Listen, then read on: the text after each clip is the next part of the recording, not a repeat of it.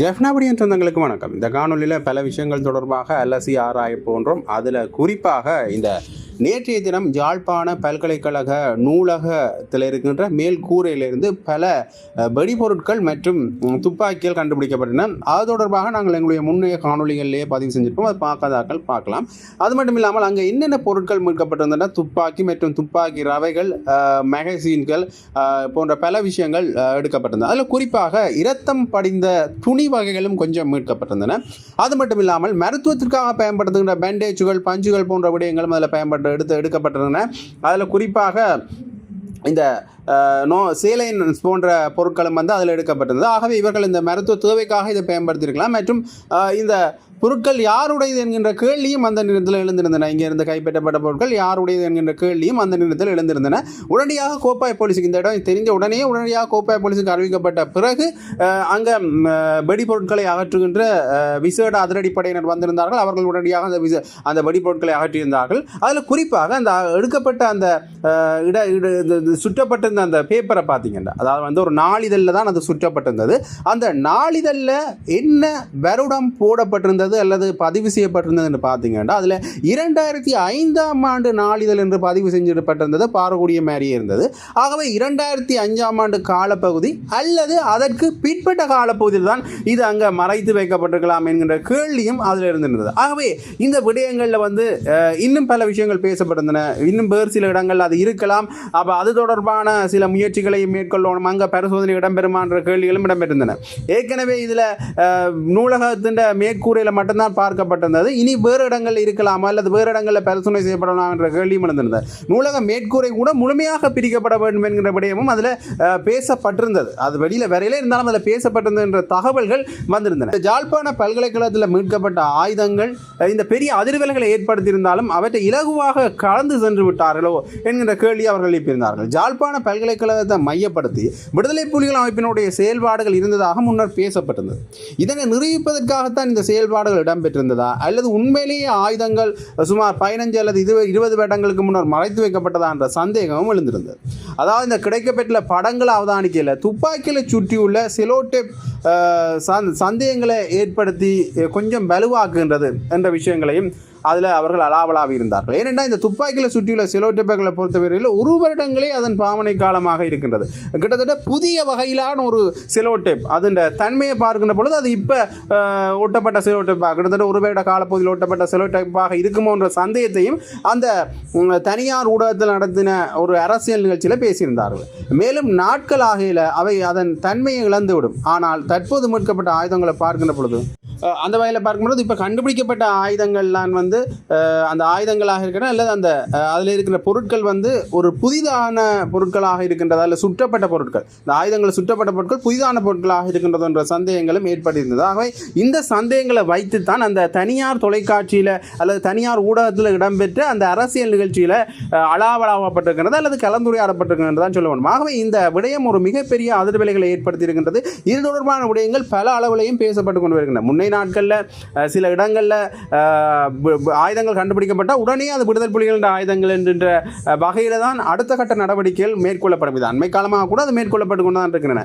அந்த வகையில் இந்த ஆயுதங்கள் தொடர்பாக இன்னுமே கொஞ்சம் கரிசனை காட்டாமல் இருக்கிறதுக்கான காரணம் என்ன, இந்த பின்னணியில் என்ன விடயங்கள் இருக்கிறது என்பது தொடர்பாக அந்த குறிப்பிட்ட கலந்துரையாடல் ஆராயப்படுகிறது. இது தொடர்பான உங்களுடைய கருத்துக்கள் என்னன்றதிலே நீங்கள் கருத்துப்படியில் போட்டுவிட்டு செல்லலாம். அடுத்ததாக இன்னொரு முக்கியமான விடயம் தொடர்பாக பார்க்கணும் என்று பார்த்தீங்கன்னா, இந்த இஷாரா சிவபந்தியும் தக்சியும் எதற்காக சம்பந்தப்பட்டார்கள் என்கின்ற கேள்வி ஒரு மிகப்பெரிய கேள்வியாக பலர் மத்தியில் எழுந்திருந்தது. இந்த தக்சியினுடைய கைதுக்கு பிறகு இந்த விஷயம் தொடர்பான விசாரணைகளும் மேற்கொள்ளப்பட்டிருந்தது.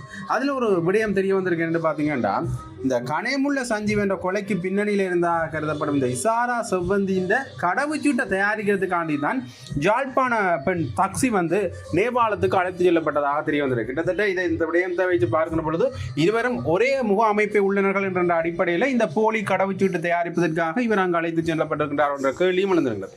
ஏற்கனவே இந்த துருக்கி கடவுச்சீட்டில் முத்திரையில் ஒரு பிழை ஒன்று காணப்பட்டிருந்தது. அதால் இந்த நேபாளம் குடியுறவு திணைக்களம் இந்த கடவுச்சீட்டை அவருடைய வசப்படுத்தி இருந்தது. இந்த நிலையில் செவ்வந்தி போன்ற தோற்றம் அளிக்கின்ற தக்சி என்ற பெண்ணை இந்தியாவிலிருந்து நேபாளத்துக்கு JK பாய் அழைத்து வந்திருக்கிறார். இதன் போது மற்றொரு போலி கடவுச்சீட்டை தயாரித்ததாகவும் தெரிய வந்திருக்கின்றது. இந்த கடவுச்சீட்டை பயன்படுத்தி மற்றொரு போலி கடவுச்சீட்டை உருவாக்கி துருக்கிக்கு சென்று அதுக்கு பிறகு மலேசியாவுக்கு செல்ல திட்டமிட்டிருந்ததாக விசாரணையில் தெரிய வந்திருக்கு.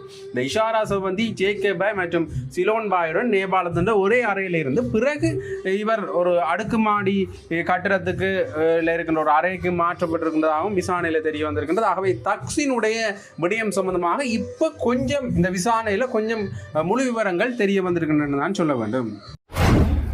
அடுத்ததாக இன்னொரு முக்கியமான விடயம் தொடர்பாக பார்க்கணும். என்ன விஷயம் என்று பார்த்தீங்கன்னா, வைபவம் ஒன்று நடந்தது. அதாவது தேசிய ஒருங்கிணைப்பு என்கின்ற துணைப்பொருள், அதாவது போதைப் பொருள்கள் மற்றும் பாதாள உலக குழுவினருக்கு எதிராக தேசிய ரீதியாக மக்கள் அனைவருமே ஒன்றிணைய வேண்டும் என்கின்ற ஒரு தேசிய செயல் திட்டம் தொடர்பான ஒரு நிகழ்ச்சி ஒன்று இடம்பெற்றிருந்தது. அந்த நிகழ்ச்சியில் ஜனாதிபதி அன்ரோகுமார திசாநாயக்க தலைமையில் பலரும் கலந்து கொண்டிருந்தது. அதில் பார்க்கக்கூடிய மாதிரி இருக்கிற போலீஸ் மாதிபர் மற்றும் இது சம்பந்தமான திணைக்கள அதிகாரிகள், இராணுவத்தின் உயர் பதவியில் இருப்பவர்கள் என்று பலர் அந்த நிகழ்ச்சியில் கலந்து கொண்டிருந்தார்கள். அந்த நிகழ்ச்சியில் பேசப்பட்ட விடயம் என்று பார்த்தீங்கன்னா, பாதாள உலக குழுவினரை முற்றாக ஒழிப்போம் என்கின்ற ஒரு திடத்துக்கான சங்கத்திட்டத்தை நாங்கள் மேற்கொள்ள வேண்டும். அது மட்டும் இல்லாமல் இந்த போதைப் பொருளையும் முற்றாக ஒழிப்போம் என்கின்ற ஒரு திட சங்கல்பத்தையும் நாங்கள் மேற்கொள்ள வேண்டும் என்றுதான் ஜனாதிபதி அன்ரோகுமார திசாநாயக்காவால் அதில் பேசப்பட்டது. அதில் ஒரு முக்கியமான நிகழ்வு நடந்திருந்தது. என்ன நிகழ்வு என்று பார்த்தீங்கன்னா, அதில் ஒருவர் திடீரென பாய்ந்து வந்து இந்த போதைப் பொருள் சம்பந்தமான விடயம் தொடர்பாக பேசுகின்றார், திடீரென மன்னிப்பு கேட்கின்றார், தன்னுடைய தந்தையை பற்றி பேசுகின்றார், திடீரென வந்து ஒரு விடயத்தை பேசிக் கொண்டிருந்தார். அப்போ அது தொடர்பாக பல விமர்சனங்கள் எங்கே இடம்பெற்றது பார்த்தீங்கன்னா, ஊடகங்களில் இடம்பெற்றிருந்தது. அந்த விமர்சனம் தொடர்பாக பதிலளிக்கும் மூலமாக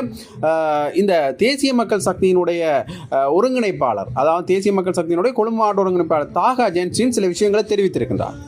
என்ன விடயம் தொடர்பாக அவர் பேசியிருக்காருன்னு பார்த்தீங்கன்னா, இந்த விடயத்தில் குறிப்பாக அந்த நபர் உள்ளே வந்தது வந்து நாங்களாகவே செய்த முயற்சி தான். அது என்ன விடயம்னு பார்த்தீங்கன்னா, அவர் ஒரு ஊரங்க நாட செயல் திட்டத்தை செயல்படுத்தியிருந்தார். ஒரு போதைப் பொருளுக்கு அடிமையானவர் நடந்து கொள்வார், அந்த போதைப் பொருளிலிருந்து நாங்கள் எப்படி மீள வேண்டும் என்கின்ற ஒரு ஒரு விழிப்புணர்வுக்காகத்தான் அந்த ஊரங்க நாடகம் வந்து செய்யப்பட்டது. அந்த ஊரங்க நாடகத்தையே விமர்சிக்கின்ற ஒரு ஆட்கள் தான் நீங்கள் இருக்கின்றார்கள். உண்மையிலேயே அந்த விடயங்களை விமர்சிப்பவர்களுக்கு ஒரு அறிவில்லை என்று தான் சொல்ல வேண்டும். ஏனென்றால் ஒளிவாங்கி வந்து அவர்களுடைய சட்டையில் குத்தப்பட்டது. அந்த ஒளிவாங்கியை கவனித்தாவது அவர் ஒரு ஊடக நாடக செயல் திட்டத்தில் இருக்கிறான்றதை புரிந்து கொள்ள முடியாத நபர்கள்லாம் நீங்க வருகிறார்கள். வேண்டுமெனே பம்புக்காக அரசாங்கத்தின் மேல விமர்சனம் செய்கின்ற ஒரு நபர்கள் தான் நீங்க இருக்கின்றார்கள் என்ற பொருள்பட அவர் தன்னுடைய விமர்சன கருத்தினை முன்வைத்திருந்தார். திடீரென்று வருகின்ற பொழுது சாதாரணமாக பார்க்கிற நபர்கள் கூட அப்படித்தான் செய்திருப்பார்கள், அப்படித்தான் புரிந்து வைத்துக் கொண்டிருப்பார்கள். ஆனால் இங்க படித்தவர்கள் இது தொடர்பான ஆராய்ச்சி செய்யாமல் திடீரென்று விமர்சன பாணியில கைக்கிறது வந்து உண்மையிலேயே முன்னுக்கு பின் முரணான ஒரு விடயமாகத்தான் இருக்கின்றது என்கின்ற பொருளை அவர் சொல்லியிருந்தார்.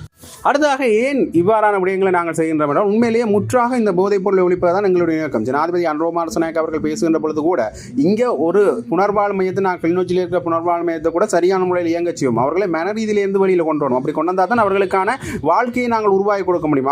அப்படி அடிமையானவர்களை அதிலிருந்து மீட்டு தாருங்கள், நாங்கள் காப்பாற்றுகின்றோம் என்றுதான் ஜனாதிபதி அன்ரோகுமார திசாநாயக்க அவர்கள் சொல்லியிருந்தார். ஆகவே இதற்கெல்லாம் பிரதான காரணம் யார் என்கின்ற வழியில் அவர் சொல்கின்ற பொழுது முதலாக அவர் குற்றச்சாட்டு ஒரு முக்கிய நபர் யாருன்னு பார்த்தீங்கன்னா, மஹிந்த ராஜபக்ச மீதான ஒரு குற்றச்சாட்டை அவர் முன்வைக்கின்றார். அவர் ஏற்கனவே இந்த மஹிந்த ராஜபக்ச மேல அல்லது ராஜபக்ச குழாமினர் மீது இந்த பாதாள உலக குழுக்கள் மற்றும் போதைப்பொருள் மாஃபியாக்கள் சம்பந்தமான குற்றச்சாட்டு மேற்கொள்ளப்பட்டிருந்தது. அதன் காரணம் என்று பார்த்தீங்கன்னா, இந்த போதைப்பொருள் மாஃபியாக்கள் பெரிதுமே சம்பந்தப்பட்டிருக்கிறது யாருன்னு பார்த்தீங்கன்னா, இந்த அரசியல்வாதிகள். அந்த அரசியல்வாதிகள் இதில் சம்பந்தப்பட்டதுக்கு பிரதான காரணம் இந்த கோட்டபாய ராஜபக்ச அல்ல மஹிந்த ராஜபக்ச ஆட்சியில் இருக்கின்ற பொழுது அவர்களுக்கு உதவி செஞ்சிருந்ததுதான் ஒரு காரணமாக இருக்கின்றதுன்னு சொல்லியிருந்தார். அதிலையும் குறிப்பாக அவர் பேசுகின்ற பொழுது லான்சாவை கைது செய்த நேரம் முன்னாள் ஜனாதிபதி மஹிந்த ராஜபக்ச அவரை காப்பாற்றுகின்றார். பாதாள உலக குழுவினராக இருந்தாலும் பரவாயில்லை, நான் காப்பாற்றுவேன் என்ற செய்தியை தான் அவர் அதன் மூலமாக சொல்கிறேன்.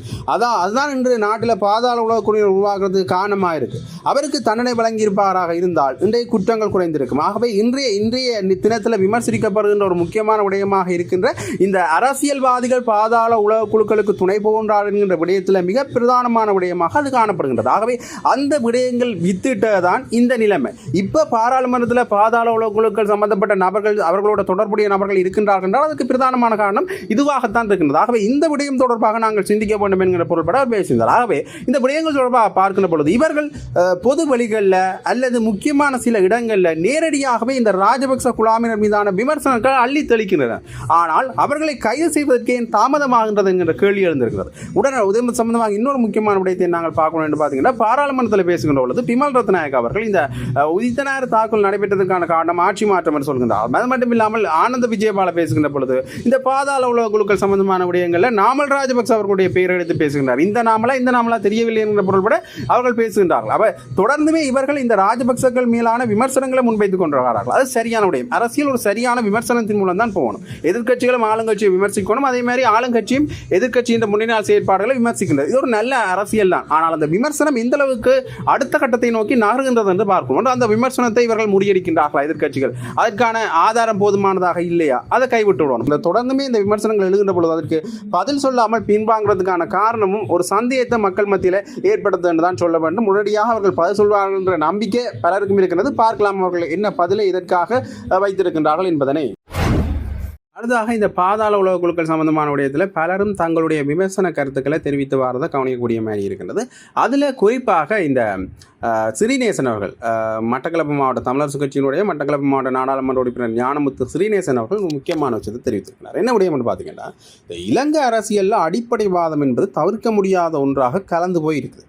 இப்படியான விபரீத அரசியல் விவகாரமான ஒரு விளைவுகள் ஒன்றாகத்தான் இந்த பாதாள உலக உறுப்பினர்கள் தோன்றியிருக்கின்றார். ஆகவே இந்த அடிப்படைவாத அரசியலுக்கு இனவாதம் மதவாதம் என்றது இன்றியமையாத தேவையாக இருக்குது. வாக்காளர்கள் எண்ணிக்கை 70% சிங்கள வாக்களை இலக்காக கொண்டதாகத்தான் சிங்கள அரசியல் இருக்குது. அதற்காக சிங்கள இனவாதம் தேர்தல்களில் எப்போதும் விதைக்கப்பட்டு கொண்டு தான் இருக்கின்றன. இதனால் இனவாத வெற்றிகள் கிடைக்குது. இதேபோல் இனங்களுக்கு இடையிலான ஐக்கியம் சீர்குலைக்கப்பட்டிருக்கு. மேலும் இன முரண்பாடு, இன வன்முறை, இன கலவரம், இன மோதல், இனப்போர், இன அழிப்பு என்பன தோற்றுவிக்கப்பட்டு கொண்டே இருக்கின்றன. இந்த தமிழர்களுக்கு எதிராக 1956 இருந்து 2009 வரை இன அழிப்புகளில் ஈடுபட்ட படையினரையோ அல்லது குண்டர்களையோ சட்டத்தின் முன்னே நிறுத்தல. அது நிறுத்தப்படுறது அரிதாகத்தான் இருக்குது. முன்னே ஆட்சியில் மட்டுமே நடக்கல, இந்த ஆட்சியிலும் இந்த விஷயங்கள் நடந்து கொண்டிருக்கின்றன. இதனால் இந்த படுகொலை செய்தவர்கள், சமூக விரோத செயல்களில் ஈடுபட்டவர்கள் தப்பிச் சென்று இந்த தண்டிக்கப்படாத குற்றவாளிகள் முக்கிய அரசியல்வாதிகள் அடியாள்களாக மாறுகிறார்கள் பின்கால பகுதியில். அரசியல்வாதிகளின் அடிப்படைவாதம், மோசடி அரசியல், வன்முறை அரசியல் என்பவற்றுக்கு தண்டிக்கப்படாத குற்றவாளி குண்டர்கள் ஒத்துழைத்து வருகின்றார்கள். அப்போ இந்த அரசியல் செய்வதற்கு இவர்கள் குண்டர்கள் தேவை என்கிற பொருள்படத்தான் அவர் பேசியிருக்கின்றார். இவர்களை இந்த அரசியல்வாதிகள் தமது தேவை உள்ளவரை பாதுகாத்து வச்சு கொண்டிருக்கிறார். இவர்கள் கருப்பு வியாபாரம், கூலிக்கொலை, கொள்ளை, கடத்தல், கப்பம், பாலியல் பலாத்காரம் போன்ற பல செயல்பாடுகளில் ஈடுபடுகின்றார்.